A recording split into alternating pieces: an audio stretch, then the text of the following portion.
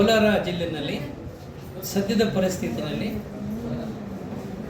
ಅಗತ್ಯ ವಸ್ತುಗಳ ಬಗ್ಗೆ ಯಾವುದೇ ರೀತಿಯಾದಂಥ ಅಭಾವ ಇಲ್ಲ. ಸಾರ್ವಜನಿಕರು ವಿನಾಕಾರಣ ಆತಂಕ ಪಡುವ ಅಗತ್ಯ ಇಲ್ಲ. ಈಗೇನು ನಮ್ಮ ಈ ಕೊಲ್ಲಿ ಒಂದು ಯುದ್ಧ ನಡೀತಾ ಇದೆ, ಆ ಯುದ್ಧದ ಸಂದರ್ಭವನ್ನು ದುರುಪಯೋಗಪಡಿಸ್ಕೊಳ್ತಕ್ಕಂಥ ವರ್ತಕರುಗಳಿಗೆ ಈಗಾಗಲೇ ನಾವು ಕಟ್ಟೆಚ್ಚರವನ್ನು ಮತ್ತು ಬಹಳ ದೊಡ್ಡ ಪ್ರಮಾಣದಲ್ಲಿ ಎಚ್ಚರಿಕೆಯನ್ನು ಕೊಟ್ಟಿದ್ದೇವೆ.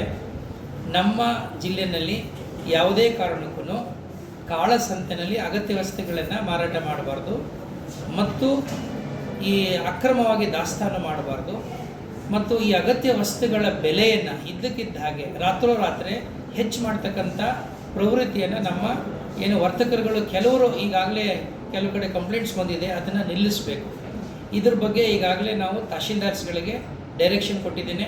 ಎಸೆನ್ಷಿಯಲ್ ಕಮಾಡಿಟೀಸ್ ಆ್ಯಕ್ಟ್ ಅಡಿನಲ್ಲಿ ನೀವು ತಕ್ಷಣ ಅಂತಹ ಏನು ವರ್ತಕರಿದ್ದಾರೆ ಆ ವರ್ತಕರ ವಿರುದ್ಧ ಮೊಕದ್ದಮೆಯನ್ನು ದಾಖಲು ಮಾಡಬೇಕಂತ ಕೂಡ ಈಗಾಗಲೇ ನಾವು ಡೈರೆಕ್ಷನ್ ಕೊಟ್ಟಿದ್ದೇವೆ. LPG ಗ್ಯಾಸ್ ಆಗಲಿ ಅಥವಾ ಫ್ಯೂಯಲ್ ಆಗಲಿ ಅಥವಾ ಕೃಷಿಗೆ ಸಂಬಂಧಪಟ್ಟಂಥ ಸಲಕರಣೆಗಳು ಅಥವಾ ಪ್ರಾಡಕ್ಟ್ಸು, ಇದು ಯಾವುದ್ರ ಬಗ್ಗೆ ಕೂಡ ಸದ್ಯದಲ್ಲಿ ಯಾವುದೇ ರೀತಿಯಾದಂಥ ಅಭಾವ ಇಲ್ಲ. ನಮ್ಮ ಅಧಿಕಾರಿಗಳು ಪ್ರತಿನಿತ್ಯ ಅದನ್ನು ಮಾನಿಟರ್ ಮಾಡಬೇಕು ಅನ್ನುವಂಥ ಸೂಚನೆಯನ್ನು ಈಗಾಗಲೇ ನಾವು ಕೊಟ್ಟಿದ್ದೇವೆ.